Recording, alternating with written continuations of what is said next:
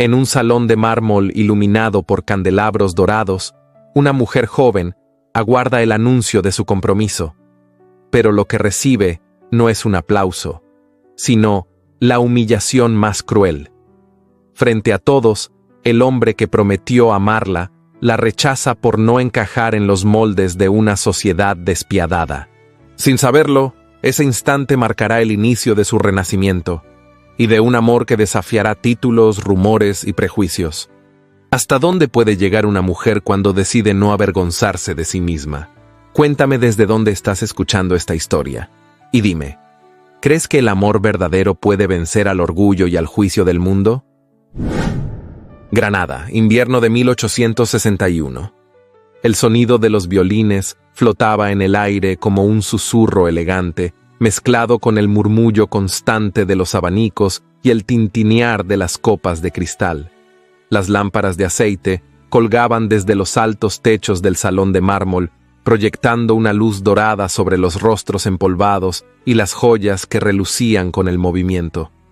Todo en aquella velada respiraba grandeza, opulencia y apariencias inquebrantables. Melisa Aranda permanecía junto a una columna, envuelta en un vestido color borgoña de seda italiana, con mangas largas ceñidas y cuello alto adornado por delicados encajes marfileños. El corsé le oprimía el pecho y el alma por igual, pero su porte seguía siendo digno. Su cabello, recogido en un moño bajo, dejaba escapar algunos rizos castaños que enmarcaban su rostro de mejillas suaves y mirada serena. En sus manos, cubiertas por guantes cortos de encaje, sostenía un abanico que no agitaba. No podía distraerse, no esa noche. No. Sabía que ese sería el momento en que su padre, don Rafael Aranda, anunciaría el compromiso que tanto había soñado. Un enlace con don Guillermo Rivas, heredero de una familia de abolengo, cuya sonrisa arrogante y cabellos dorados contrastaban con la oscuridad de sus intenciones. Todo estaba dispuesto. Las miradas de las damas jóvenes eran lanzadas como cuchillas, teñidas de envidia y curiosidad.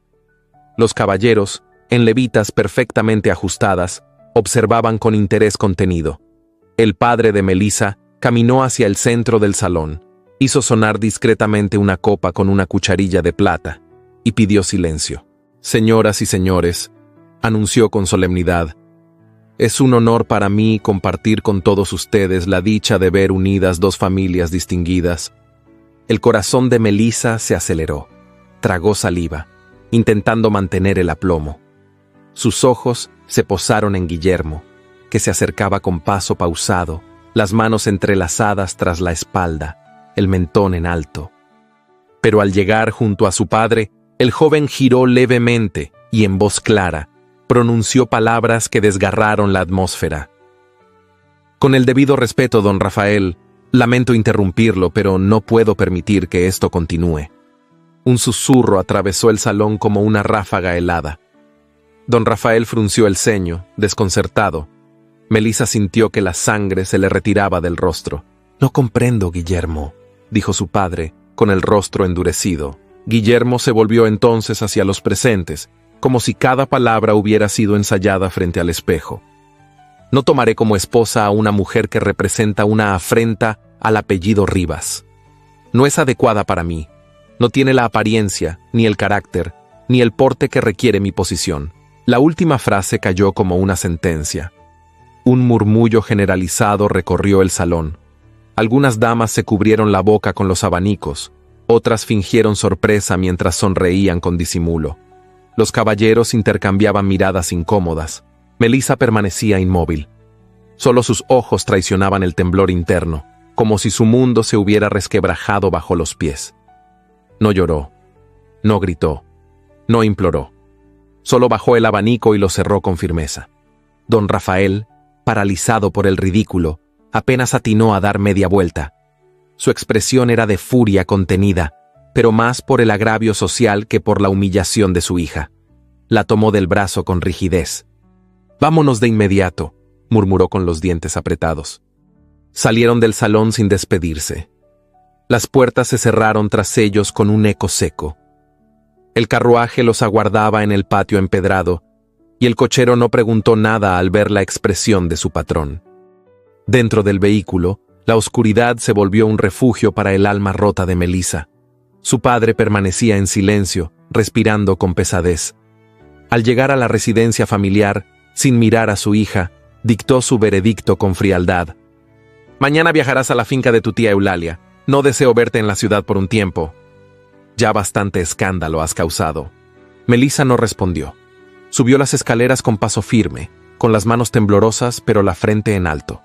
Una vez en su habitación, se despojó del vestido con lentitud, como si cada botón soltara también una parte de su dignidad. Se sentó frente al espejo y se contempló largamente. Sus ojos ya no eran los mismos. Ese había sido el día en que la sociedad la había rechazado. Pero también sería el día en que comenzaría a descubrir quién era realmente, más allá de los vestidos, los bailes y los juicios ajenos.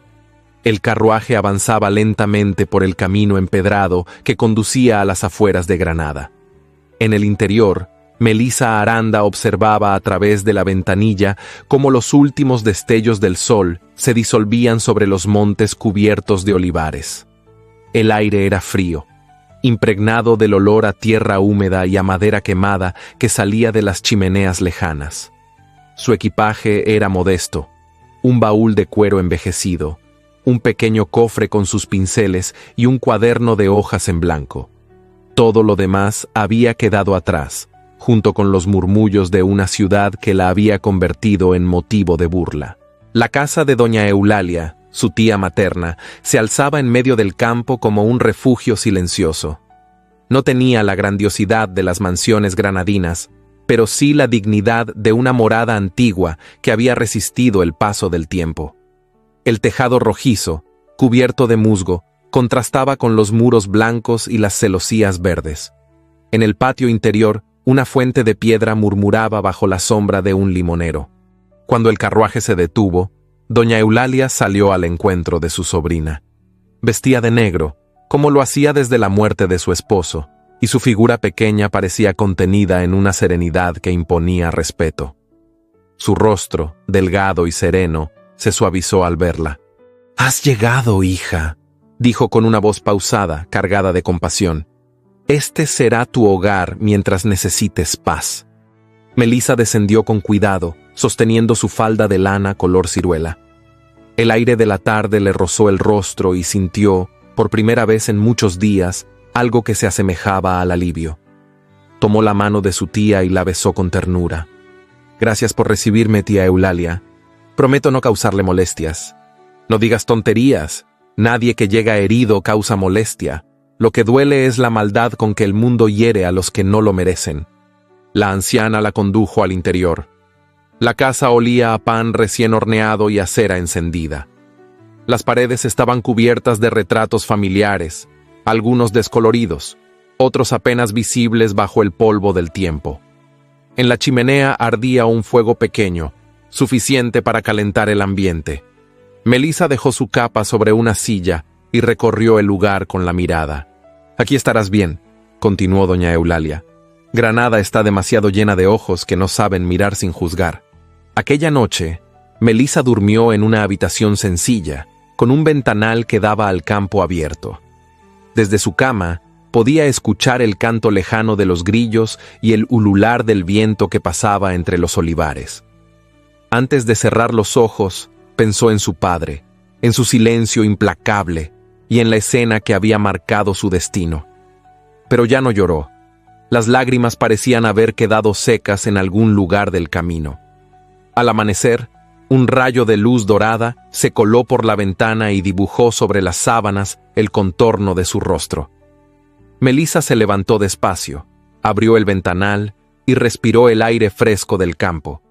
El paisaje era amplio y generoso. Hileras de olivos se extendían hasta donde alcanzaba la vista, y las montañas de Sierra Nevada se recortaban en el horizonte con sus cumbres blancas. A los pocos días, la joven comenzó a adaptarse a su nueva vida.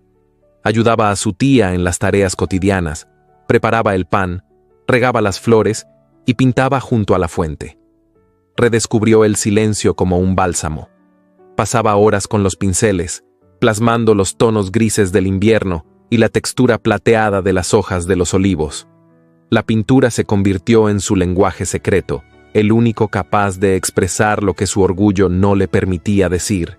Doña Eulalia, que la observaba con discreción, notó que aquella sobrina suya poseía una dulzura extraña, mezcla de melancolía y firmeza. En las tardes, mientras bordaba junto a la ventana, solía hablarle de tiempos pasados, de los amores que no sobrevivieron al juicio del mundo y de las mujeres que aprendieron a vivir con la cabeza erguida, aun cuando el corazón se quebraba. La vida no se mide por la aprobación ajena, Melissa, decía con voz serena. Se mide por la paz que logras cuando te miras al espejo sin vergüenza. Esas palabras, simples pero profundas, comenzaron a sanar en silencio las heridas de la joven. Una tarde, mientras Melissa caminaba entre los campos para recoger flores silvestres, escuchó el sonido de cascos acercándose. Alzó la vista y vio a lo lejos un carruaje negro con emblemas dorados avanzando lentamente por el sendero. El cochero, un hombre mayor con abrigo oscuro, saludó con una inclinación. El carruaje se detuvo frente al portón de piedra de la finca vecina. ¿Quién vive allí?, preguntó Melissa al regresar intrigada. El duque de Valcárcel, respondió su tía sin apartar la mirada del tejido. Hace años que no ponía un pie en estas tierras. Dicen que perdió a su esposa y a su hijo en circunstancias trágicas y que desde entonces vive apartado de todos. ¿Y cómo es? Doña Eulalia suspiró, bajando las agujas de bordar. Un hombre que inspira respeto y cierta tristeza. Su familia ha poseído esas tierras desde tiempos del Reino de Castilla. No lo verás con frecuencia. Es reservado, severo y poco dado a conversar. Pero los que lo conocen aseguran que es justo. Melissa guardó silencio. Algo en esa descripción despertó su curiosidad. No era compasión lo que sintió, sino un extraño deseo de comprender cómo alguien podía vivir tanto tiempo en soledad sin volverse amargo. Los días siguientes transcurrieron entre rutinas apacibles. Por las mañanas, Melissa se dedicaba a la lectura. Por las tardes, pintaba paisajes del entorno. Su tía la dejaba sola durante esas horas, comprendiendo que el arte era su manera de respirar. En una de esas jornadas, decidió aventurarse más lejos, hacia una colina desde donde podía observar mejor los límites de la finca del duque. Llevaba un sombrero sencillo de ala ancha, un vestido gris de algodón y una capa de lana azul. Al llegar a la cima, extendió su lienzo y comenzó a pintar el horizonte. La brisa movía suavemente los pliegues de su falda y enredaba algunos mechones sueltos de su cabello. Estaba tan concentrada en su trabajo que no oyó los pasos que se acercaban detrás de ella. No pensé encontrar a nadie por aquí, dijo una voz grave, masculina, que rompió el silencio del campo. Melissa se volvió con sobresalto. Ante ella, a unos pasos, estaba un hombre alto, de porte elegante, vestido con una levita oscura y guantes de montar. Tenía el cabello negro con ligeros tonos de plata en las sienes y unos ojos grises que parecían observarlo todo con fría atención. «Disculpe, señor», murmuró ella, bajando la mirada con pudor. No sabía que este terreno tenía dueño. El hombre la observó unos segundos antes de responder. «Lo tiene, pero no suelo reclamarlo. No interrumpe mi tranquilidad ver a alguien apreciarlo de otra manera». Hubo un silencio breve, cargado de una extraña tensión. Melissa sintió un leve temblor en las manos. No era miedo, sino algo más profundo, una mezcla de respeto y desconcierto. «Le agradezco su indulgencia, señor», dijo finalmente. El hombre inclinó la cabeza con un gesto cortés. «Soy don Alonso, duque de Valcárcel, ¿y usted es familiar de doña Eulalia Aranda?»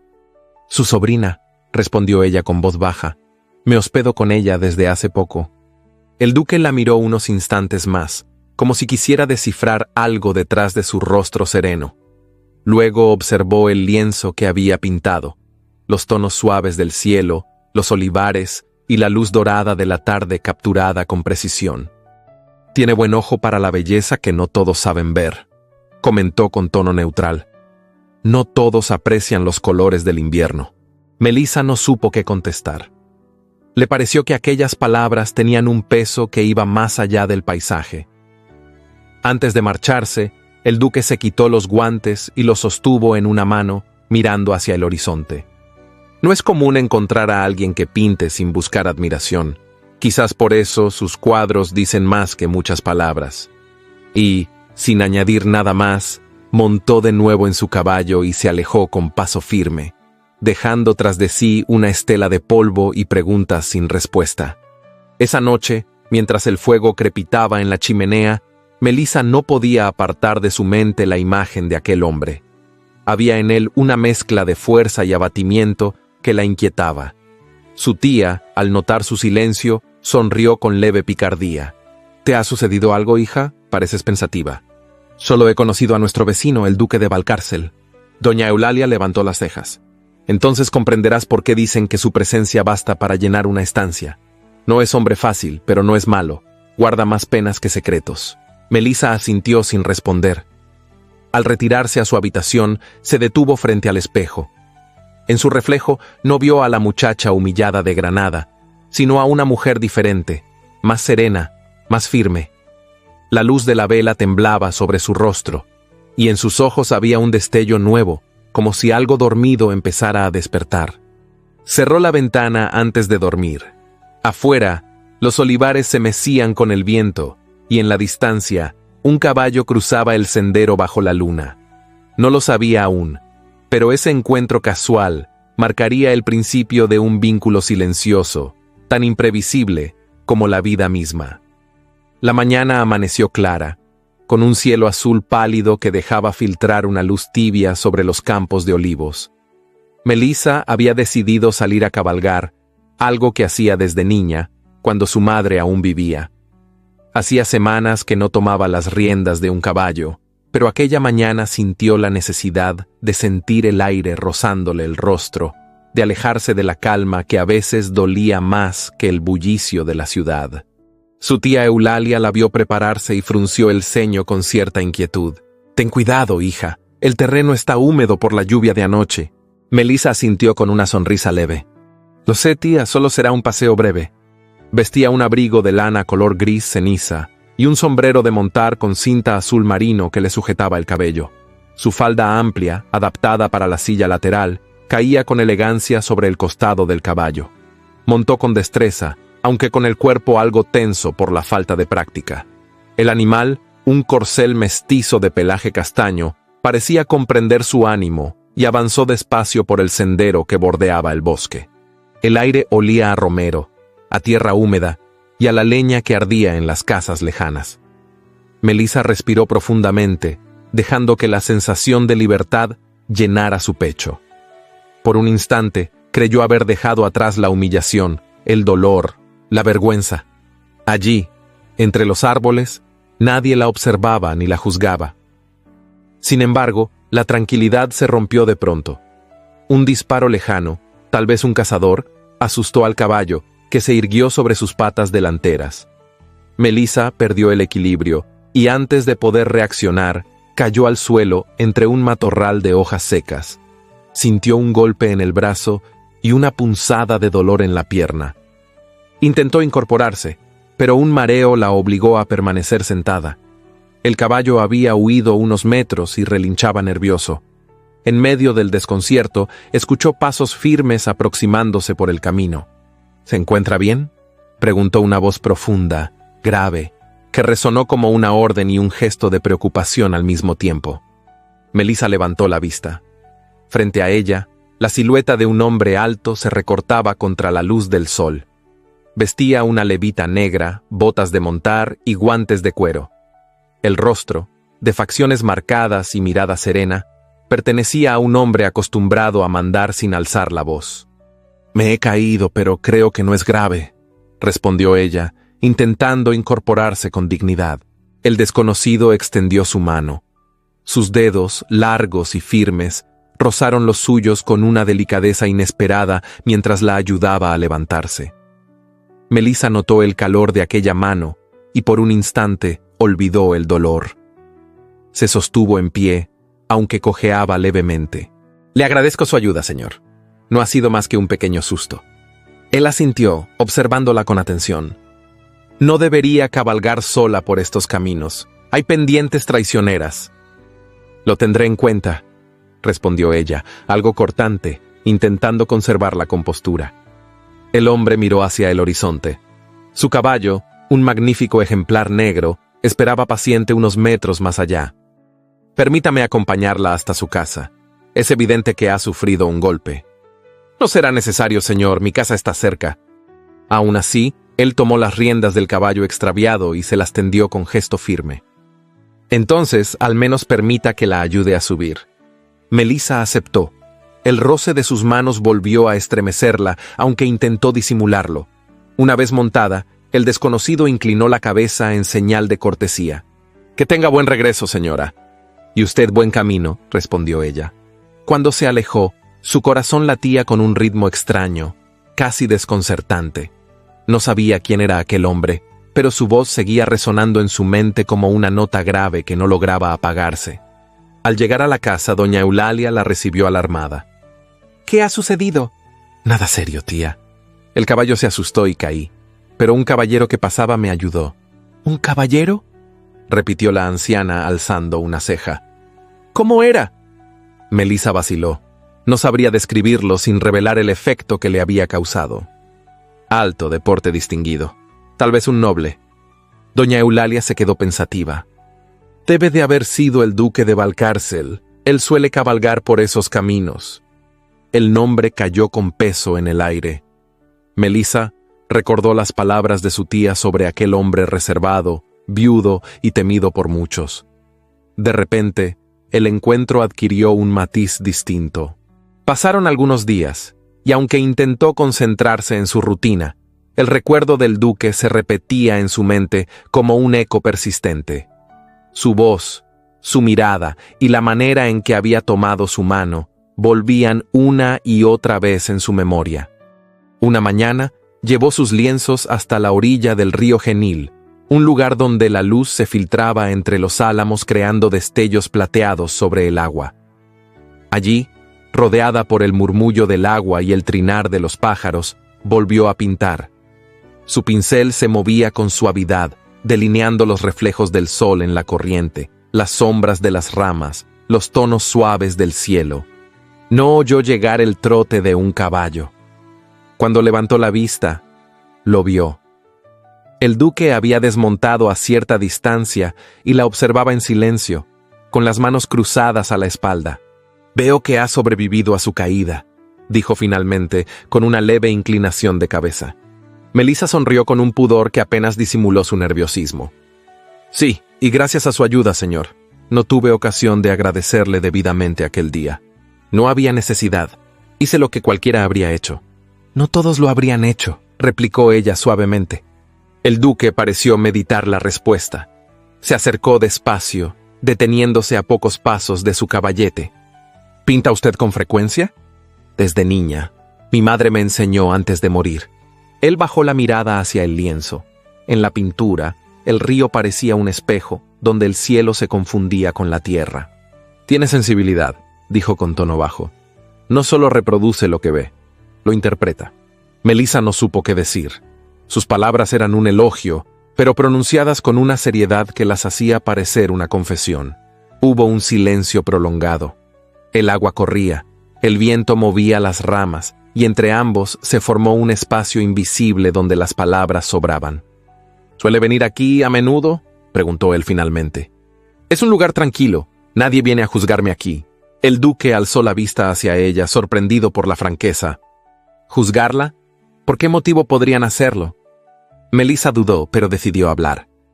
«Porque en Granada todos juzgan.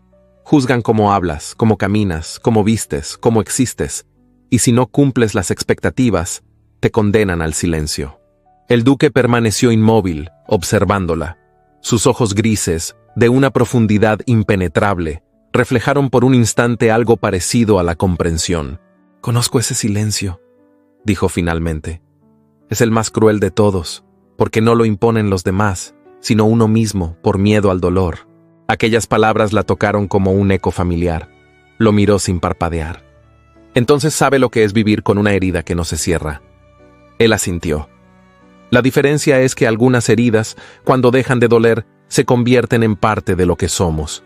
Y si uno las niega, pierde también lo que queda de sí. Sus miradas se encontraron. Durante unos segundos, el mundo pareció detenerse. No había sonido, ni viento, ni río. Solo los ojos de aquel hombre y la respiración contenida de una mujer que, sin quererlo, había vuelto a sentir que alguien la veía, no como un rumor, sino como un ser humano. El duque apartó la mirada primero. Debe regresar antes del anochecer. El clima cambia rápido en esta época del año. Melissa inclinó la cabeza. Lo haré, señor.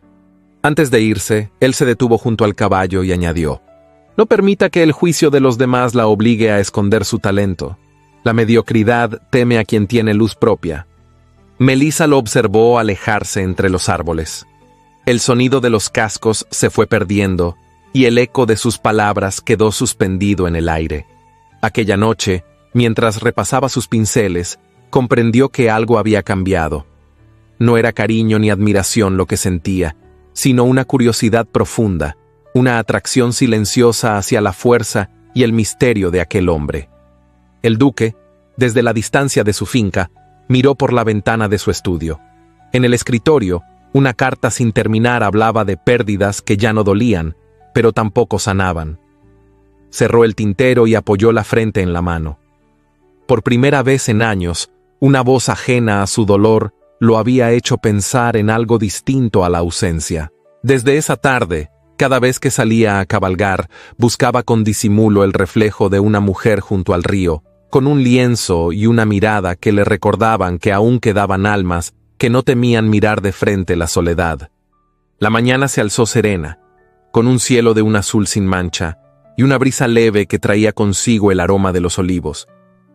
En la finca del duque de Valcárcel, la galería oeste se inundaba de luz, como si el día quisiera colarse en cada rincón de la casa silenciosa. Las cortinas de lino se movían con pereza, dejando ver los muebles cubiertos con sábanas, las molduras de madera tallada y los retratos olvidados que colgaban de las paredes altas. Era en ese lugar donde Melissa se encontraba cada 2 o 3 tardes, rodeada de sus pinceles y colores, trabajando en silencio mientras los ecos del pasado parecían observarla desde los retratos. El duque le había ofrecido aquel espacio al notar que el jardín ya no bastaba para contener su talento. Aquella mañana, sin embargo, no estaba sola. El sonido de cascos en el empedrado anunció la llegada de una visita inesperada. Don Cristóbal Alvear, viejo amigo del duque desde sus años en Madrid, descendió de su carruaje con la arrogancia de quien nunca pide permiso. Vestía un frac negro ajustado, con un bastón de marfil y una sonrisa torcida que dejaba ver más juicio que cortesía. El mayordomo Esteban lo recibió con su habitual sobriedad. Su excelencia lo espera en la biblioteca, don Cristóbal. ¿Y quién ocupa ahora la galería? He visto una figura femenina desde el jardín, preguntó el visitante, deteniéndose en el vestíbulo con una ceja arqueada. La señorita Aranda. Cristóbal frunció los labios con desdén apenas disimulado. ¿Aranda? ¿No es esa la muchacha que fue abandonada por su prometido durante una velada en Granada? Esteban, fiel a su discreción, no respondió. Solo indicó el camino con un gesto firme, pero Cristóbal, fiel a su lengua viperina, desvió sus pasos hacia la galería, ignorando el protocolo. Melissa, de espaldas, estaba inclinada sobre un lienzo que representaba una rama de almendro en flor. Vestía un vestido de algodón en tono lila, sencillo, pero elegante, con las mangas remangadas y un delantal manchado de pigmentos. No notó la presencia del visitante hasta que escuchó una voz seca detrás de ella. Un lugar curioso para una dama sin título. Se volvió con lentitud, sin perder la serenidad. «Buenos días, señor. No lo he visto llegar». «Eso es evidente», respondió él, examinando la habitación con gesto de desaprobación. No esperaba encontrar compañía femenina en este ala de la casa. Melissa alzó la barbilla sin dejarse intimidar. «Estoy aquí por invitación del duque». Cristóbal esbozó una sonrisa que no alcanzó sus ojos. Los hombres viudos suelen olvidar que las apariencias importan, y Granada es una ciudad de apariencias. Ella sintió un calor subirle al rostro, no de vergüenza, sino de indignación. «No acostumbro buscar escándalos, señor, ni hoy ni antes. Quizás no los busca, pero los atrae. replicó él, girando sobre sus talones con desprecio y saliendo sin despedirse. Minutos después, el duque entró en la galería con el ceño fruncido. Había sido informado por Esteban de la visita de su amigo y no tardó en comprender lo que había sucedido. Encontró a Melissa de pie junto al lienzo aún inacabado, con los ojos fijos en el vacío. ¿Le ha dicho algo impropio?, preguntó con voz baja, controlada, pero cargada de tensión. Melissa lo miró con una mezcla de dolor y orgullo. No se preocupe, estoy acostumbrada a los juicios ligeros. Solo desearía no ser la causa de deshonra para nadie. El duque se acercó unos pasos. No es usted motivo de deshonra para esta casa. Quien lo insinúe me insulta a mí. Pero lo insinúan, respondió ella, con una serenidad que dolía más que cualquier grito. No quiero seguir escuchando ese murmullo disfrazado de cortesía. No quiero que me vean como un error. Hubo un largo silencio entre ambos. El aire se volvió denso, como si la luz misma se hubiera detenido para no interrumpir lo que allí se estaba diciendo sin palabras. «Dejaré de venir», añadió Melissa. «Le agradezco su generosidad, pero no deseo causarle incomodidades». El duque dio un paso más, con el rostro sombrío. «No quiero que se aleje por culpa de un necio». «No es solo él», respondió ella, apenas susurrando. «Es la ciudad entera. Son los ojos, las lenguas, las heridas que no terminan de cerrarse». Él se quedó inmóvil, como si aquellas palabras lo hubiesen golpeado en el centro del pecho. Luego asintió, aunque con gesto de derrota. «Lo comprendo». Melissa recogió sus pinceles con lentitud. Se despidió con una leve inclinación y salió del salón sin volver la vista atrás. Esa noche, el duque permaneció largo rato en su estudio, frente a la chimenea. Esteban entró con una copa de jerez y la dejó sobre la mesa sin decir palabra. Luego, cuando ya se marchaba, el duque lo llamó. «¿Qué piensa usted de todo esto, Esteban?» El mayordomo se detuvo junto a la puerta. «Pienso que hay mujeres cuya dignidad no cabe en un salón de Granada, y que la pérdida de su presencia es más grave que el rumor de cualquier lengua». El duque no respondió, pero esa misma noche escribió una carta breve, la dobló con cuidado y al amanecer montó su caballo. Cuando Melissa salió al patio de la casa de su tía, lo vio acercarse por el sendero. Vestía su levita gris marengo, sin adornos, sin escolta. Traía en la mano un pequeño estuche de madera oscura. «He venido a pedir disculpas», dijo sin preámbulo, apenas desmontando. «No por lo que hice, sino por lo que permití». Melissa lo miró con sorpresa y algo de emoción contenida. «No debía venir hasta aquí, Excelencia. Ya no me importa lo que digan. He aprendido que no hay mayor cobardía que el silencio cuando uno tiene algo que defender». Ella no respondió. Sus ojos buscaban los suyos, no por desafío, sino por necesidad. «Quiero hacerle una propuesta», continuó él, entregándole el estuche. «Es el plano de la sala antigua del palacio. Quiero que organice una exposición con sus obras, y que sea suya, con su nombre, con su estilo, con su historia». Melissa abrió el estuche con lentitud. Dentro había un croquis detallado, cuidadosamente delineado, con anotaciones escritas por la mano del duque. «¿Por qué haría eso por mí?» Él la miró con firmeza, pero sin dureza. «Porque su arte merece ser visto. Y porque es hora de que la ciudad vea que la voz de una mujer no se mide por el tamaño de su cintura, sino por la fuerza de lo que lleva dentro». Ella cerró el estuche y lo sostuvo contra el pecho. «Acepto», dijo con voz baja, «pero con condiciones». El duque arqueó una ceja, curioso. «No quiero elogios fingidos ni caridad disfrazada. Mis cuadros deben hablar por sí solos. Quiero el salón sin adornos, sin nobleza presidiendo, sin nombres rimbombantes. Solo luz, paredes limpias y el silencio necesario para mirar de verdad». Él asintió. «Así será». Doña Eulalia los observaba desde la galería del segundo piso, con un bordado sobre las piernas y los ojos entrecerrados. No sonreía, pero una calidez se dibujaba en sus facciones. Había en aquella escena algo que desafiaba a los prejuicios. Un hombre noble escuchando, una mujer herida decidiendo, y una promesa tácita de que la dignidad podía abrirse paso incluso en la tierra más árida.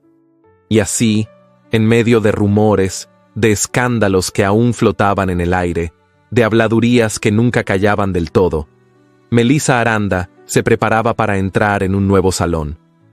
Esta vez, no para ser humillada. Esta vez, para mostrar al mundo que una mujer caída puede volver a levantarse y hacer que la ciudad entera se incline ante la verdad de sus colores. La lluvia caía con delicadeza sobre los ventanales de la finca, dibujando surcos irregulares en los cristales que empañaban el paisaje. En el interior, la chimenea crepitaba con leña húmeda, y el aroma a castañas asadas se mezclaba con el incienso que la servidumbre encendía cada atardecer en los corredores. Era una de esas tardes de invierno en que el mundo parecía ralentizarse, y la melancolía se acomodaba en los rincones sin pedir permiso. Melissa Aranda llevaba 3 días consecutivos trabajando en el antiguo salón de música, convertido ahora en su pequeño taller. Las paredes, cubiertas de paneles de roble oscuro, ofrecían el contraste perfecto para la luminosidad de sus lienzos. Los altos ventanales de arcos ojivales dejaban pasar la luz tenue del crepúsculo, y sobre una mesa lateral, los tubos de pintura se alineaban como soldados a punto de entrar en batalla. El duque había cumplido con su palabra. La galería que ella solicitó sin adornos ni ostentación estaba siendo acondicionada según sus instrucciones. No había columnas de mármol, ni retratos de antepasados, ni banderas con escudos. Solo muros despejados, silencio y una promesa de respeto. Durante esos días, la presencia del duque se volvió más constante. Ya no aparecía solo para dar órdenes o verificar avances. A veces, entraba sin anunciarse, observaba en silencio el progreso de los cuadros y se sentaba en un sillón de terciopelo burdeos, donde parecía quedarse suspendido entre recuerdos y pensamientos. Melissa lo notaba distinto, menos rígido, menos distante, pero seguía siendo un hombre de silencios, de miradas prolongadas y palabras medidas. Un hombre cuya tristeza no se manifestaba en lágrimas, sino en la manera en que detenía la vista sobre un rincón vacío o cómo se quedaba inmóvil durante largos minutos, como si escuchara voces que nadie más oía. Una tarde, mientras ella lavaba sus pinceles junto a la ventana, él se acercó con una copa de vino en la mano. «¿Cuántos cuadros piensa colgar en la exposición?», preguntó con voz suave. «15, tal vez 16. ¿Y todos llevan su firma?». «Todos», respondió ella con firmeza. «Ya no me oculto».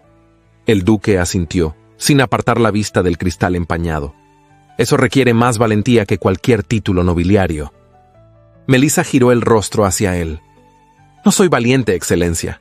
Solo estoy cansada de tener miedo».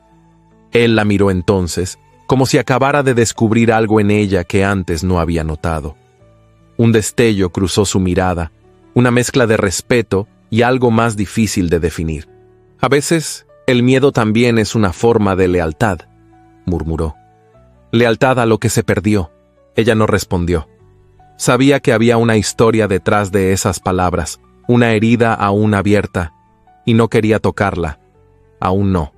Fue esa misma noche, cuando el viento soplaba con fuerza entre las ramas de los cipreses, que Melissa decidió quedarse en la finca más allá de lo habitual. Tenía un retrato casi terminado que deseaba perfeccionar. El retrato que no figuraría en la exposición. El único que pintaba a escondidas, desde la memoria. Sobre el lienzo, la figura del duque emergía con una sobriedad austera. No llevaba levita ni medallas. No había gesto altivo ni pose ensayada. Solo un rostro en penumbra, iluminado por una fuente de luz imaginaria que revelaba las sombras de su alma. Sus ojos, en la pintura, miraban hacia el vacío, como si buscaran algo perdido. No lo hacía con intención de halagarlo ni de conquistarlo. Pintaba ese retrato como quien escribe una carta que nunca enviará, como quien desea comprender el corazón de alguien que no sabe si alguna vez podrá abrirse. «Ese no forma parte de la colección», dijo de pronto una voz grave a su espalda.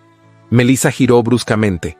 El duque estaba en el umbral, sin capa ni sombrero, como si el viento lo hubiera traído hasta allí. «No sabía que aún estaba en la casa», dijo ella, con un leve temblor en la voz.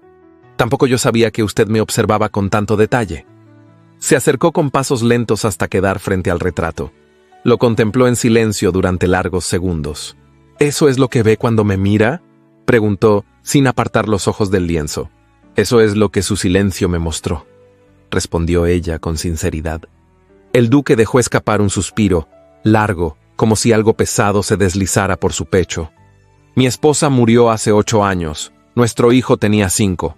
El carruaje se desbarrancó en una curva del camino a Guadix. Yo debía haber ido con ellos, pero me detuve a resolver un asunto sin importancia. Melissa lo miró con los ojos muy abiertos, sintiendo cómo su propia respiración se volvía más lenta. Desde entonces, continuó él sin alzar la voz, nadie ha podido hablarme sin que yo sienta que traiciono su recuerdo. Pero usted no habla. Usted observa. Hubo un silencio espeso, casi sagrado. Solo el crepitar de la chimenea se atrevía a interrumpirlo. No quiero compasión, dijo él con un tono más firme. Ni yo busco darla, respondió Melissa. La compasión se da hacia abajo. Yo solo lo miro a los ojos. El duque la miró entonces, y algo en su expresión se quebró. No era debilidad. Era una rendición silenciosa. Una tregua con la tristeza. Dio un paso hacia ella, luego otro. Y cuando estuvo lo suficientemente cerca como para sentir el calor de su piel, extendió la mano y rozó la suya con una lentitud que contenía el peso de muchos años. No fue un apretón, ni un gesto impulsivo. Fue apenas un roce, una caricia apenas perceptible que decía más que cualquier palabra. Melissa no retiró la mano. Sus dedos temblaron apenas, pero no se apartaron. Sus ojos fijos en los de él brillaban con una emoción contenida que no necesitaba ser nombrada. Desde la galería exterior, Esteban, el mayordomo, observaba la escena en silencio. No por indiscreción, sino por instinto. Era testigo de una historia que comenzaba a desplegarse como las primeras hojas de una primavera inesperada. Sus ojos, acostumbrados a ver sin ser vistos, se humedecieron levemente.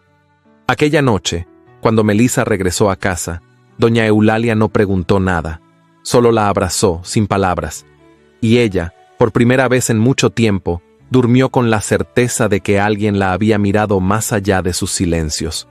Y aunque el retrato permaneció guardado, cubierto con una tela de lino, su presencia llenaba la sala como un secreto compartido, una confesión muda, un eco profundo que, sin necesidad de voz, decía: «Te veo, y en ti reconozco algo que creía perdido».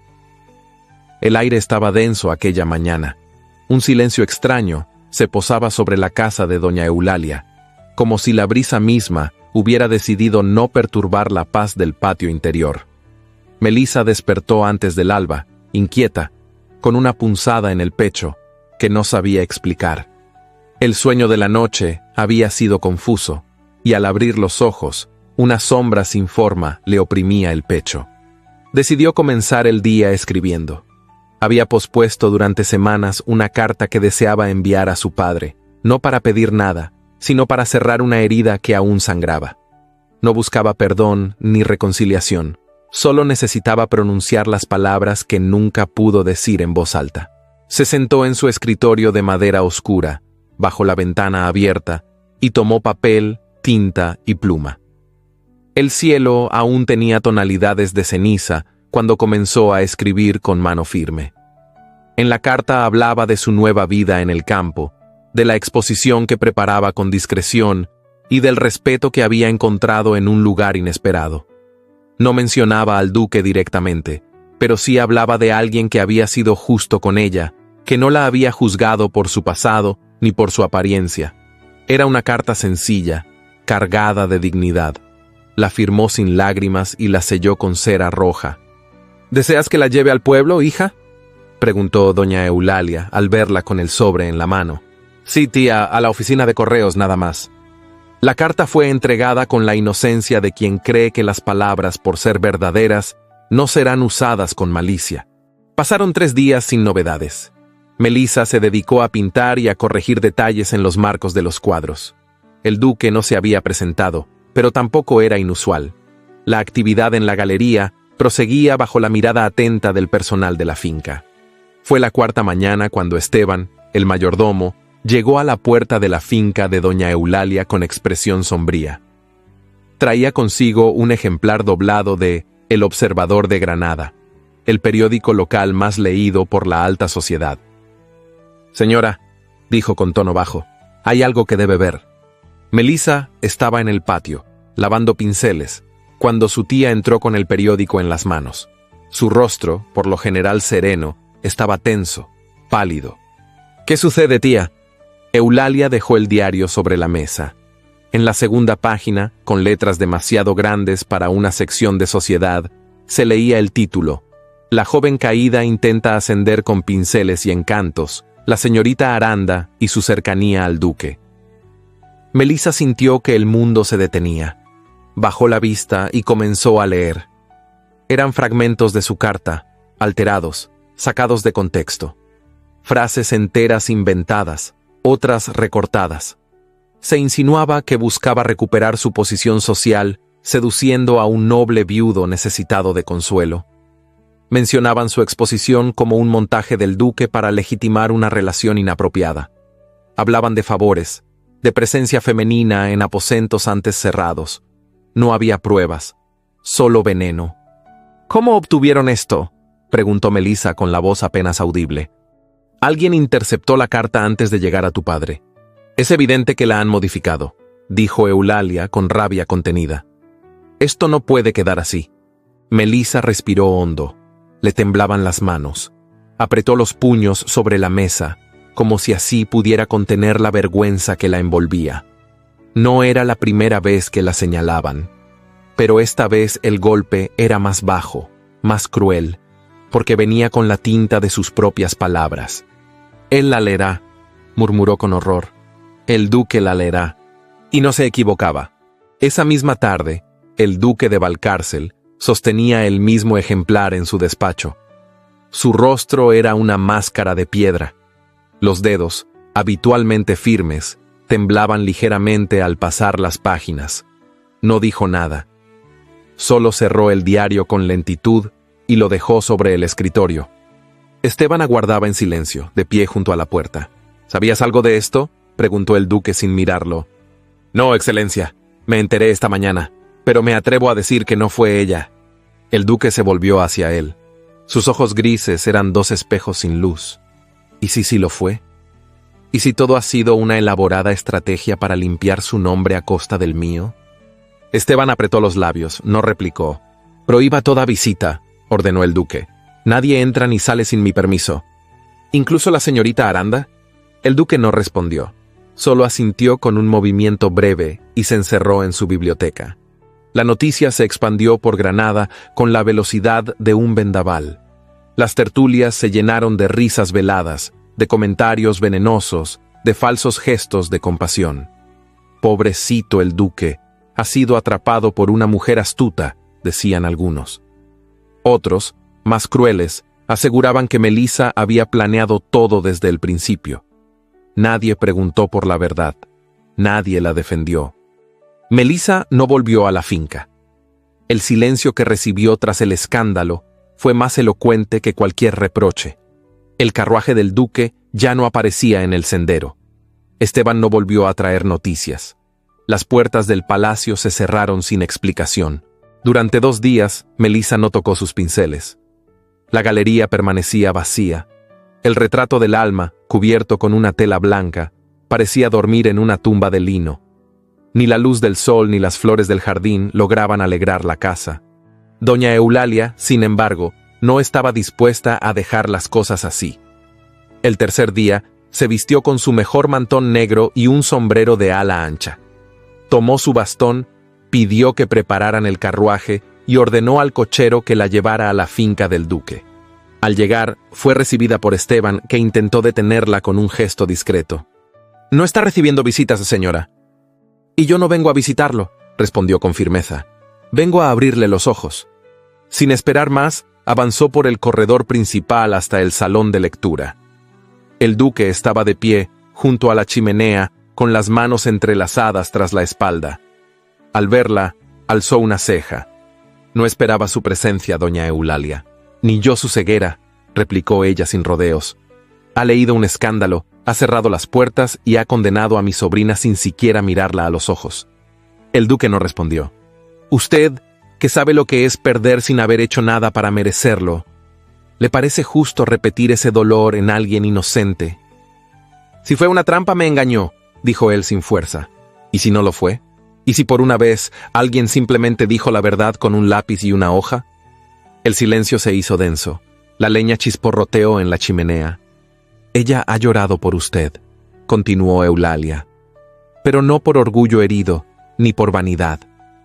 Ha llorado porque creyó que usted la había visto como era, más allá de todo, y en cuanto la duda apareció, la borró de su vida como si nunca hubiera significado nada. El duque bajó la mirada. Le entrego esto, añadió ella, sacando de su bolso un sobre doblado. Es el borrador de la carta que escribió a su padre. Léala. Compárela con la basura que han publicado.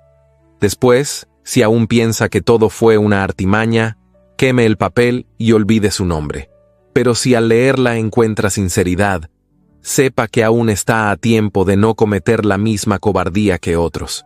Dejó el sobre la mesa y se marchó sin esperar respuesta. Esa noche, el duque no durmió. La carta, escrita con tinta azul sobre papel rugoso, hablaba con una voz distinta a la de los rumores. No había súplicas. No había confesiones. Solo la dignidad silenciosa de una mujer que había aprendido a vivir sin necesitar el perdón de nadie. Y por primera vez en mucho tiempo, el hombre más temido de Granada se sintió pequeño ante la grandeza callada de una verdad que había despreciado demasiado pronto. La mañana amaneció sin sol, envuelta en un manto de nubes grises que se deslizaban lentamente sobre los tejados como si presagiaran un día de confesiones. El campo estaba quieto, y en la casa de doña Eulalia se respiraba una calma tensa, la misma que antecede a una tormenta. Melissa no había dormido bien. Había pasado la noche recorriendo en silencio los pasillos de la casa, deteniéndose ante los retratos de familia, acariciando los marcos como si buscara respuestas en los rostros del pasado. Su tía, siempre observadora, la encontró en el jardín trasero, sentada en un banco de hierro forjado, con la mirada perdida en la fuente vacía. «Hija, el agua estancada no devuelve reflejos. Tampoco el corazón herido», respondió Melissa con voz apagada.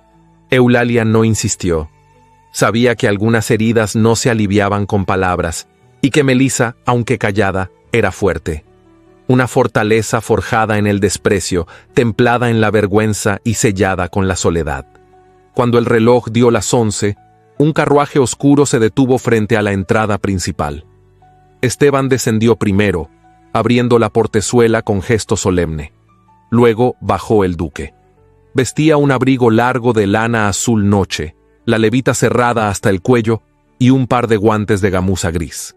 En sus manos llevaba un pequeño ramo de violetas, atadas con una cinta de raso. Avanzó con pasos firmes hasta la puerta de la casa. No pidió permiso, no envió aviso previo. Simplemente se presentó como quien tiene algo que decir y no desea postergarlo más. Doña Eulalia lo recibió en el vestíbulo, con una expresión serena pero inflexible. «No esperaba verlo, Excelencia». «Y sin embargo estoy aquí». La anciana no dijo nada más. Señaló el pasillo con un leve gesto de cabeza y se retiró. Comprendía que aquella conversación no le pertenecía. Melissa estaba de pie junto a la ventana del salón, con un libro abierto en las manos que no leía. Al escuchar los pasos, no se volvió. Solo cerró el volumen y lo colocó sobre la mesa con calma. «Señor», dijo sin mirarlo. «He venido a hablar con usted», respondió él con la voz más baja de lo habitual. Ella se giró entonces. Sus ojos, aunque serenos, tenían un brillo opaco, como de cristal empañado. Al ver las flores en sus manos, una sonrisa irónica se dibujó brevemente en su rostro. «No soy un cadáver, Excelencia. Las violetas son hermosas, pero no me consuelan». El duque bajó la mirada. «No he venido a consolarla, ni a justificarme, solo a pedir perdón». «¿Perdón por qué? ¿Por creer que había planeado mi humillación? ¿Por cerrar las puertas sin escucharme?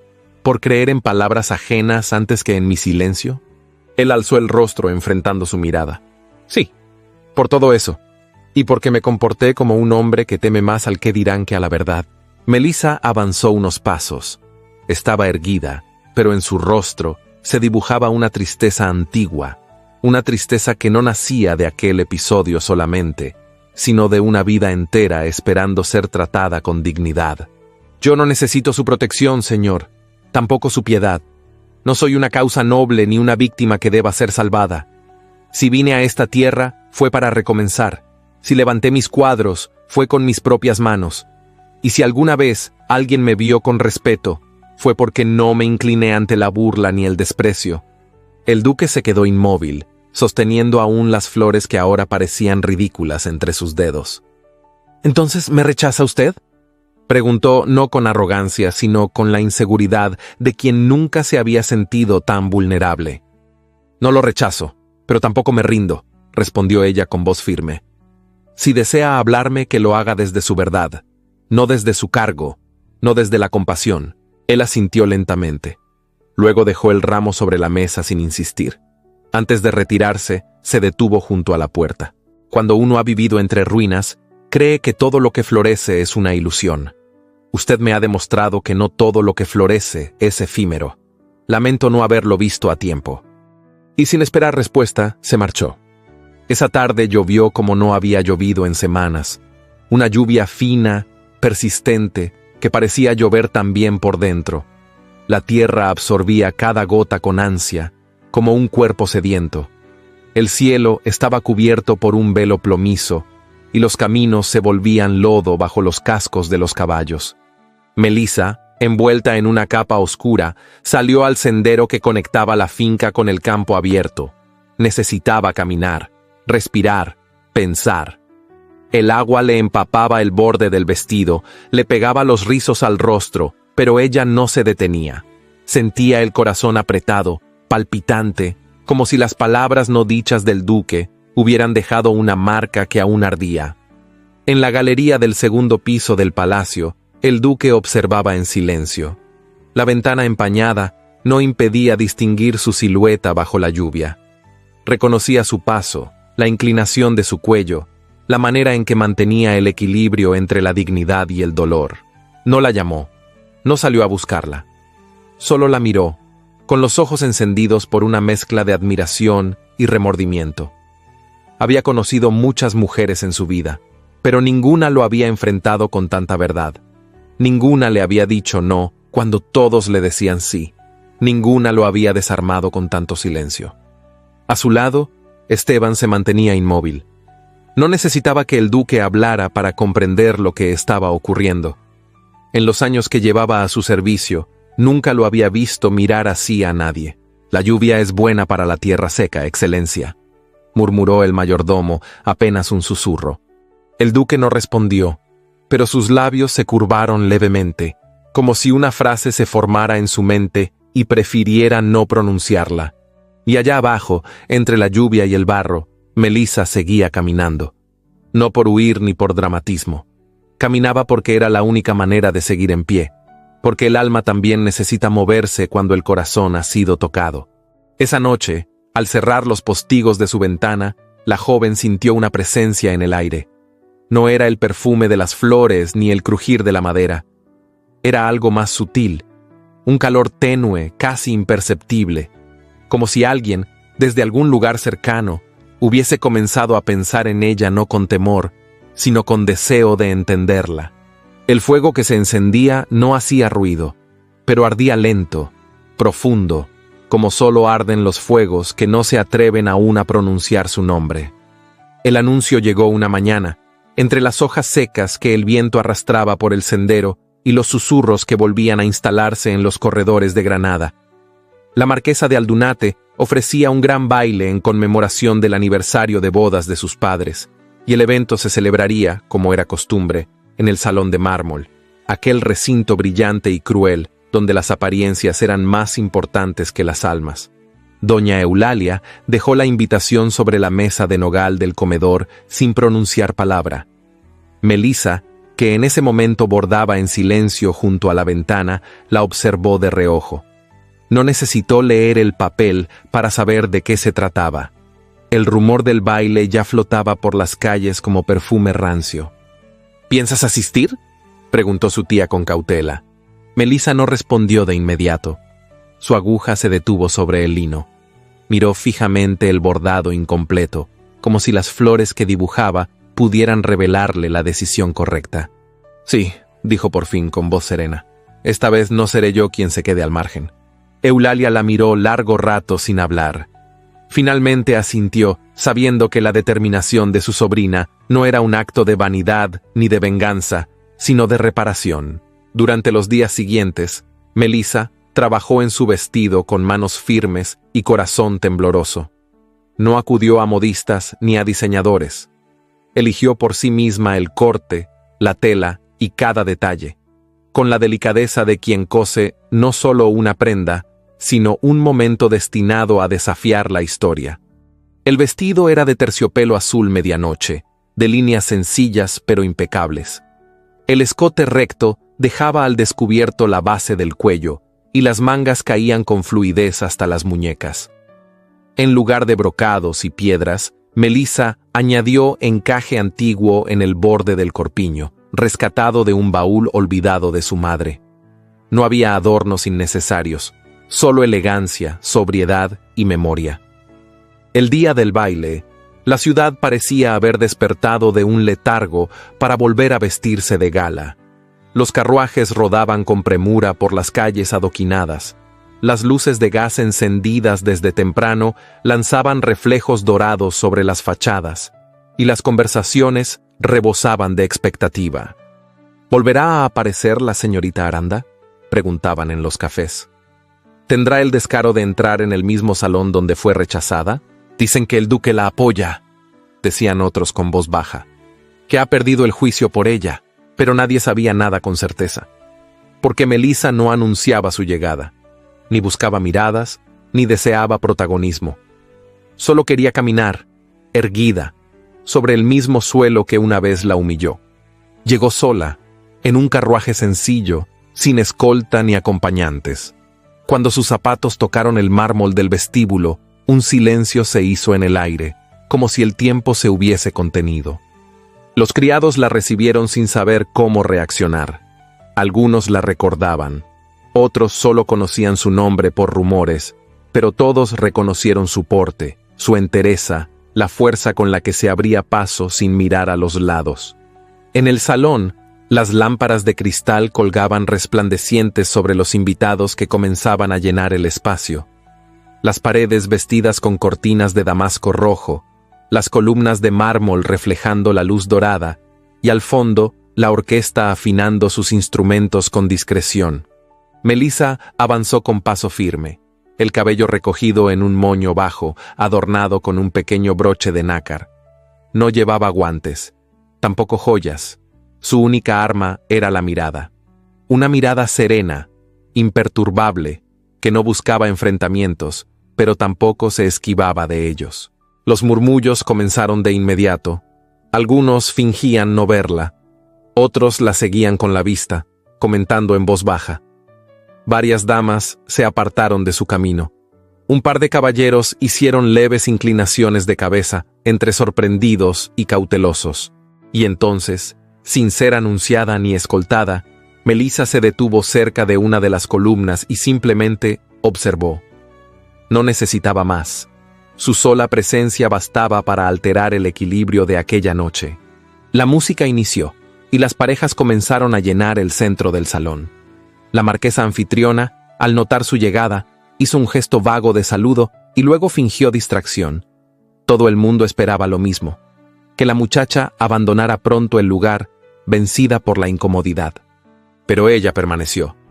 No con altivez, sino con la dignidad de quien ya no teme al juicio. Fue entonces cuando un segundo carruaje se detuvo frente al edificio. No traía escoltas ni fanfarria, solo al duque. Vestía de negro, con levita cruzada y camisa almidonada, sin medallas ni cintas. Su sola presencia, sin embargo, bastó para hacer que la orquesta se interrumpiera unos segundos y que los invitados giraran discretamente el rostro hacia la entrada. El duque caminó sin prisa por el salón, sus botas resonando con gravedad sobre el mármol. No saludó a nadie. No hizo reverencias ni intercambió cortesías. Solo caminó en línea recta, cruzando el mar de rumores y vestidos color pastel, hasta detenerse frente a ella. Melissa, aún apoyada junto a la columna, lo observó en silencio. Su corazón latía con fuerza, pero su rostro permanecía sereno. El duque inclinó levemente la cabeza. ¿Me concede esta pieza? Ella lo miró, midiendo el gesto, la voz, la expresión, y entonces extendió la mano. Con gusto.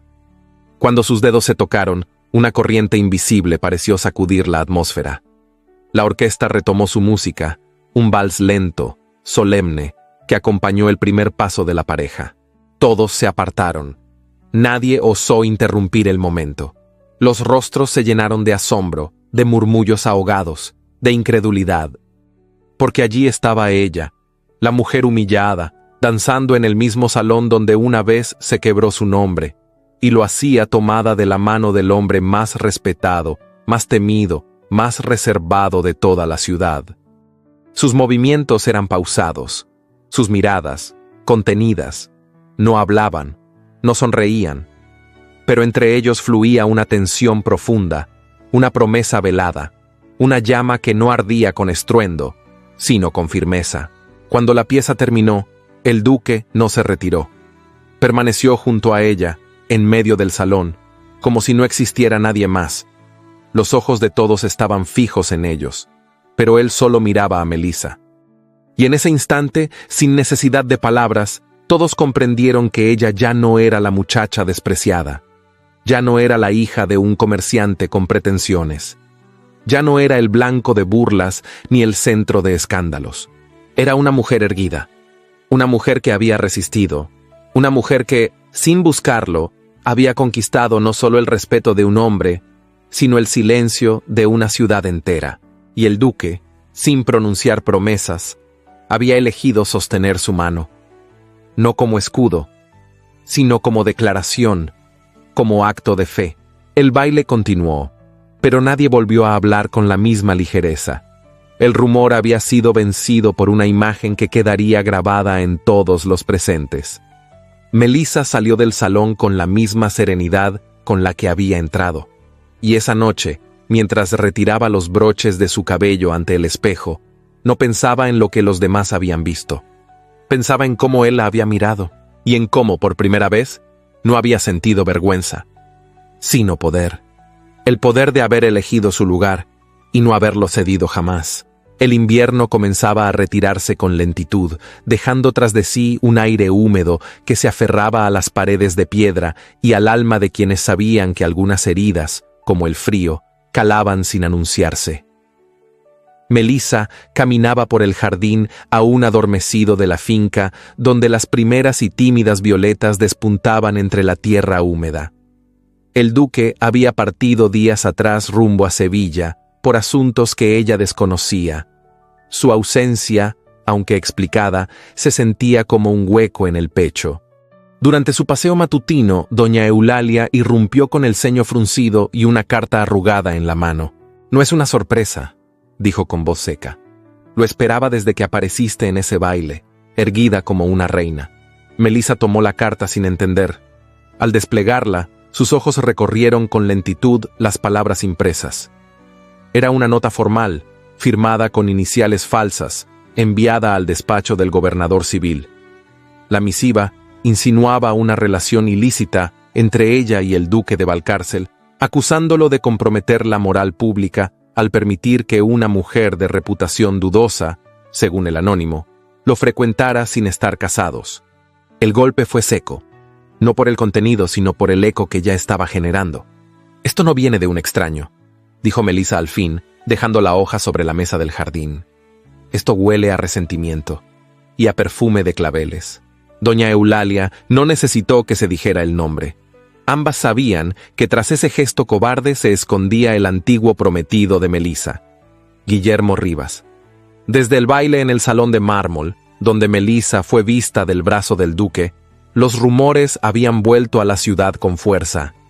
Pero esta vez no como burlas, sino como cuchicheos impregnados de asombro, de envidia y de malicia. Guillermo había intentado acercarse a ella días después del baile. Le envió una nota disfrazada de cortesía, recordándole los buenos tiempos y sugiriendo un encuentro amistoso. Melissa no respondió. Él la aguardó 2 tardes frente a la galería, fingiendo interés por sus pinturas. Cuando comprendió que no obtendría ni una palabra, se marchó con el rostro contraído y los labios apretados. Ahora las consecuencias de su herido orgullo tomaban forma. El escándalo estaba servido. El gobernador, temeroso de dañar su relación con la nobleza, envió discretamente un emisario a la finca del duque. El mensaje era claro.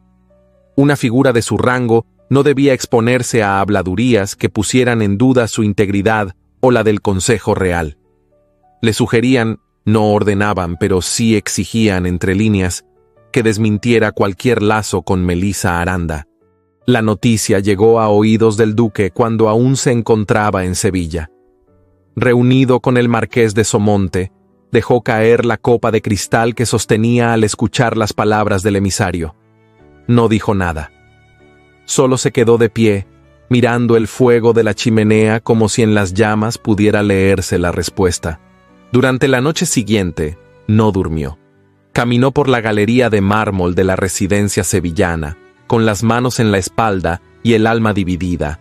Sabía que cualquier palabra pública que pronunciara sería definitiva. Podía acatar el pedido del gobernador y cortar todo vínculo visible con Melissa. Bastaría con una frase breve en un periódico local. No existe relación sentimental alguna entre esta casa y la señorita Aranda.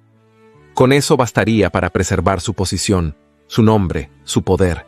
Y sin embargo, algo en su pecho no se lo permitía. Volvió a Granada sin avisar. No se detuvo en la finca, no cruzó los olivares ni llamó a Melissa. En su lugar, se dirigió directamente al edificio del diario El Heraldo de Andalucía. Allí, pidió hablar con el editor jefe y le entregó un sobre cerrado con su escudo familiar lacrado. «Se publicará íntegramente», ordenó con calma. «Mañana al amanecer». El editor, atónito, apenas pudo asentir. No todos los días un duque cruzaba su puerta. Cuando el sol del día siguiente asomó sobre los tejados de Granada, los voceadores inundaron las plazas y avenidas con ejemplares frescos del periódico. Los títulos de costumbre pasaron inadvertidos. Fue el encabezado en cursiva lo que capturó las miradas de todos. Carta abierta del duque de Valcárcel al pueblo de Granada. Mi nombre ha sido vinculado, en susurros y papeles anónimos, al de una dama cuyo único pecado fue no ceder ante la crueldad de una sociedad enferma de apariencias. A Melissa Aranda la conocí entre la calma de los olivos, lejos del bullicio, cuando el juicio ajeno no podía alcanzarnos. Vi en ella no un escándalo, sino un alma, una dignidad callada, una mujer que no mendigó afecto ni protección, que no usó su belleza como moneda ni su silencio como escudo. Fui yo quien se acercó, fui yo quien buscó su compañía. Hoy, cuando se me sugiere negar lo que ha florecido entre nosotros para proteger mi apellido, me niego, porque no hay título que valga más que la verdad. Declaro ante ustedes, sin rodeos ni adornos, que amo a la señorita Aranda, que deseo hacerla mi esposa. No por deber, no por redención, sino porque su alma es la única que ha sabido hablar con la mía en un idioma que yo había olvidado. Firmado. Don Lorenzo de Valcárcel. Las calles estallaron en rumores. Algunos se escandalizaron, otros se conmovieron. Los nobles más altivos cerraron sus cortinas. Pero la gente del mercado, los artesanos y hasta las criadas, leyeron las líneas con lágrimas en los ojos. Porque por una vez, un poderoso había hablado con el corazón, y había elegido amar sin esconderse. En la finca, doña Eulalia entró corriendo al taller de pintura con el diario entre las manos. Melissa, que no había sabido nada de la publicación, lo tomó sin comprender. Sus ojos volaron sobre las líneas. El aliento se le cortó, su pecho se estremeció, y al terminar la lectura, se quedó en silencio, con la mirada fija en el horizonte. «No buscó el perdón de nadie», susurró Eulalia. «Te eligió ante todos». Pero Melissa no sonrió. Solo cerró el periódico con cuidado, como si guardara un relicario. «Entonces no necesito nada más». Esa noche, mientras la ciudad discutía y se incendiaba en opiniones, Melissa se sentó junto a la ventana de su alcoba. El viento movía los cortinajes con suavidad. Afuera, el mundo hablaba, pero dentro de ella reinaba una calma desconocida. El orgullo de un hombre había intentado destruirla, el silencio de otro la había herido. Pero su voz, al fin, había cruzado las murallas. Y eso, pensó mientras miraba la luna, era más que amor. Era justicia. Los primeros días de la primavera despertaban la vida adormecida entre los muros de la finca. Las bugambilias, con su color encendido, trepaban las paredes como si buscaran alcanzar el cielo. El perfume de los limoneros recién florecidos flotaba en el aire, mezclado con la humedad de la tierra recién regada. Todo parecía más vivo, más lleno, como si la naturaleza misma hubiera aguardado ese momento para estallar de belleza. Melissa caminaba con paso lento entre los senderos de piedra. Llevaba un vestido de lino claro y una pañoleta recogida con sencillez sobre el cabello. Sostenía un pequeño cuaderno de bocetos, pero no dibujaba. Observaba. Acariciaba con la mirada cada hoja nueva, cada brote tierno que emergía entre las ramas, como si su alma también brotara con la estación. Desde la distancia, doña Eulalia la miraba por la ventana. No dijo nada, solo se permitió una sonrisa breve, satisfecha. Sabía que su sobrina no era la misma joven temerosa que llegó a la finca cargando el peso del rechazo. Había atravesado el fuego y había renacido. El canto de un mirlo fue interrumpido por un sonido que hizo a Melissa detenerse en seco. El crujido de ruedas sobre la grava. Un carruaje. Se giró con lentitud. El corazón le dio un vuelco al reconocer la silueta negra y las insignias doradas en la puerta. No necesitó ver al cochero. Supo, en lo más hondo, quién era. No corrió, no se escondió, no sonrió, simplemente esperó. El carruaje se detuvo frente al arco de piedra. La puerta se abrió y el duque descendió sin prisa, con la misma solemnidad que lo caracterizaba. Llevaba un abrigo gris oscuro, elegante pero sin ostentación. En sus manos, enguantadas, no traía flores ni cartas, solo un pequeño estuche de terciopelo azul. Se acercó sin decir palabra. Ella tampoco rompió el silencio. Se observaron por un instante suspendido en el tiempo, como si todo lo demás desapareciera. Él extendió la mano. «Camine conmigo», dijo con voz grave. Melissa aceptó. Juntos se internaron entre los olivos, por el mismo sendero donde se cruzaron por primera vez muchos meses atrás.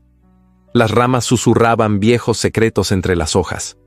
El viento acariciaba sus rostros con ternura. Al llegar al pie de un olivo centenario, él se detuvo.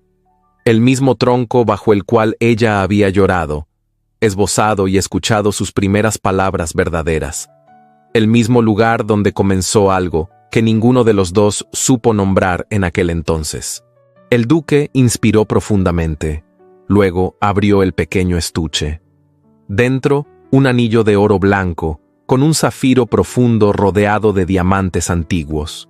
Una joya de familia, con siglos de historia, heredada por la casa de Valcárcel desde generaciones remotas. «No traigo este anillo como un gesto de indulgencia», dijo él, con la voz temblorosa pero firme. «No es una ofrenda de culpa ni una limosna de poder». Levantó la mirada. Sus ojos grises estaban humedecidos. «Es una promesa, una declaración, un reconocimiento de lo que eres, de lo que has sido, de lo que transformaste en mí». Melissa permanecía inmóvil. Sus manos temblaban suavemente, pero no las ocultó.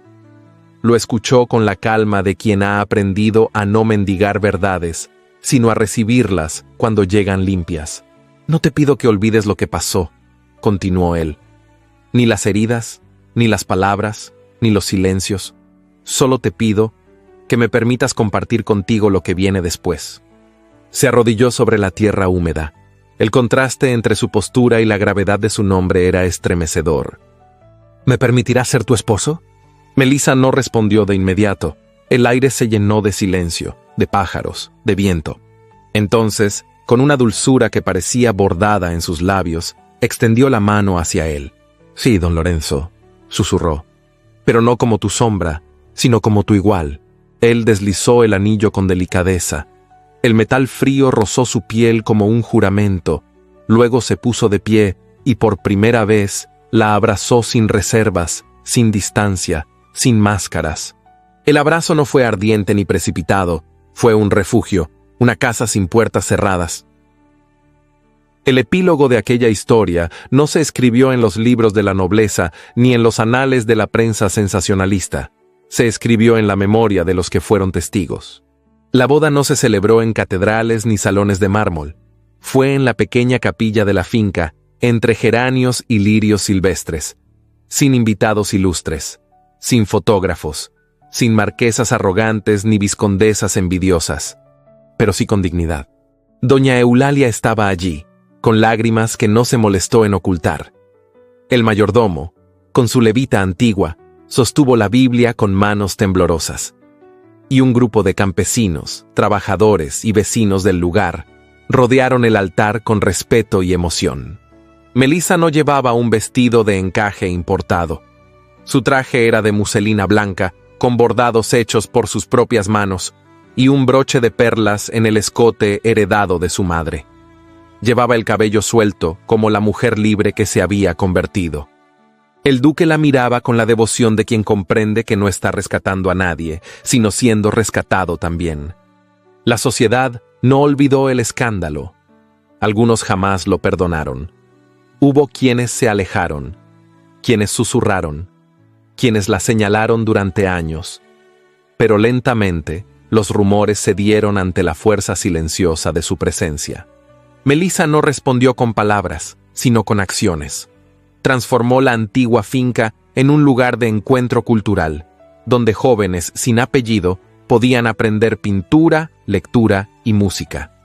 Su galería, abierta cada domingo, se convirtió en un espacio admirado por artistas de todo el reino. Su voz, antes callada, comenzó a ser escuchada, sin levantarla, y en los bailes de la ciudad.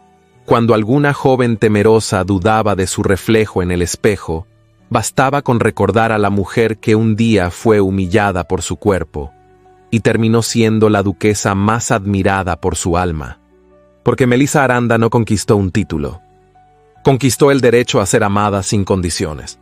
Y eso, en cualquier época, es más valioso que todos los apellidos del mundo. 10 primaveras habían pasado desde aquel día en que los cimientos del antiguo palacio de Valcárcel fueron testigos del sí más valiente que jamás se haya pronunciado entre sus muros. La finca, una vez silenciosa y cargada de ecos del pasado, rebosaba ahora de vida. Cada rincón parecía conservar el rastro de una risa infantil, de una conversación nocturna bajo los jazmines, de una caricia robada entre los corredores de piedra. Melissa caminaba por el sendero de bugambilias con un sombrero de paja trenzado y un vestido de lino suave que el viento acariciaba con familiaridad. Sus pasos eran tranquilos, pero su mirada seguía cargada de ese fuego sereno que nunca se apagó. A su lado, una niña de cabellos oscuros y ojos color miel recogía flores silvestres con dedos torpes y una risa que parecía hecha de campanas. «Con cuidado, Leonor», dijo Melissa con ternura, «que esas margaritas no crecen en los jardines de la ciudad». La pequeña levantó la cabeza y sonrió, sin comprender aún del todo el valor de las cosas sencillas. A la distancia, se oía la voz de un niño llamando por su hermana. Era Mateo, de 8 años, con los mismos ojos grises que su padre, siempre curioso, siempre deseoso de entender el mundo. Desde la terraza del invernadero, el duque observaba la escena con los brazos cruzados y una expresión apacible. El tiempo había plateado sus sienes y en su andar se notaba la lentitud de los años, pero su mirada seguía encontrando en ella el mismo asombro que lo conmovió una década atrás. Era un hombre distinto, no porque hubiera cambiado, sino porque había sido sanado. La vida en la finca se había transformado. Melissa había fundado una escuela para niñas en los terrenos adyacentes, donde se enseñaban letras, arte y comercio a hijas de jornaleros, comerciantes y costureras. El proyecto, que al principio fue motivo de burla entre ciertos círculos sociales, terminó por ganarse el respeto incluso de aquellos que antaño la rechazaron. El apellido Aranda, antaño pronunciado con desprecio por quienes solo veían tallas y linajes, ahora era sinónimo de cultura, dignidad y resistencia. En la ciudad ya no se hablaba de la mujer que fue rechazada por gorda, sino de la duquesa que cambió el rostro de Granada. Pero no todo había sido luz. Guillermo Rivas, quien intentó recuperar a Melisa cuando ya era tarde, había caído en desgracia. La ruina de su familia, provocada por deudas mal gestionadas y una vida de apariencias, lo obligó a vender sus propiedades y abandonar el país. Se decía que vivía en París, bajo un nombre distinto, enseñando literatura a cambio de una renta modesta. Nadie en Granada lo extrañaba. Doña Eulalia, la tía de Melisa, había partido 2 inviernos atrás. Su ausencia dolía, pero su legado estaba en cada libro de la biblioteca, en cada frase de prudencia que la duquesa pronunciaba. Fue enterrada en el jardín, bajo el olivo donde el amor comenzó. Allí, cada año, Leonor colocaba flores con sus propias manos. La galería de arte, abierta los domingos, continuaba siendo un refugio para los que no encajaban en los moldes antiguos. Pintores autodidactas, músicos sin apellido, poetas sin editor, todos encontraban en ella un lugar donde la belleza no era una moneda social, sino un idioma compartido. En los retratos de la familia que adornaban los corredores, uno destacaba por su sencillez. Un cuadro de Melisa pintado por el propio duque, sin adornos ni fondo noble. Solo su rostro, su mirada serena, y una frase inscrita a pincel bajo el marco: «Amarte me enseñó a no temer al mundo». Aquella tarde de abril, mientras el sol comenzaba a declinar, Melisa tomó asiento bajo el olivo. Los niños jugaban cerca, el duque se le acercó despacio, y sin decir nada, le tendió la mano. Ella la tomó con naturalidad. No necesitaban palabras. Todo lo que alguna vez les faltó ya había sido dicho con años de silencio compartido, de luchas enfrentadas juntos, de heridas cerradas a fuerza de amor sincero. La sociedad había cambiado, sí, no por decreto ni por costumbre, sino porque alguien, una mujer humillada, apartada, infravalorada, decidió que su valor no dependía del juicio de los demás. Y así, entre el rumor de las hojas y el eco de las risas infantiles, la historia de Melisa Aranda no terminó. Simplemente floreció, como el jardín sin máscaras que ella misma sembró con sus pasos. Hay historias que no solo se cuentan, se sienten. Esta es una de ellas. Melisa nos enseñó que no hay humillación tan profunda que no pueda transformarse en fuerza, ni rechazo tan cruel que no pueda dar paso al amor verdadero. Nos recordó que el valor de una mujer no se mide por el número de cinturas aceptadas en un salón, sino por la firmeza con que camina cuando todos esperan verla caer. Porque cuando una mujer decide no avergonzarse de lo que es, el mundo entero se ve obligado a mirarla de nuevo. Con respeto. Si esta historia tocó tu corazón, te invito a compartir desde donde la escuchaste y a escribir la palabra renacer en los comentarios para saber quiénes acompañaron a Melisa hasta el último suspiro de esta travesía. Y si te quedaste con ganas de más emociones, más duques orgullosos y mujeres inolvidables, te dejo aquí en las tarjetas otras narraciones similares que seguro también te harán suspirar. Gracias por estar aquí, por sentir cada escena y por apoyar este canal donde las historias de época cobran nueva vida. Porque juntas seguimos rescatando los romances que merecen ser contados y recordados.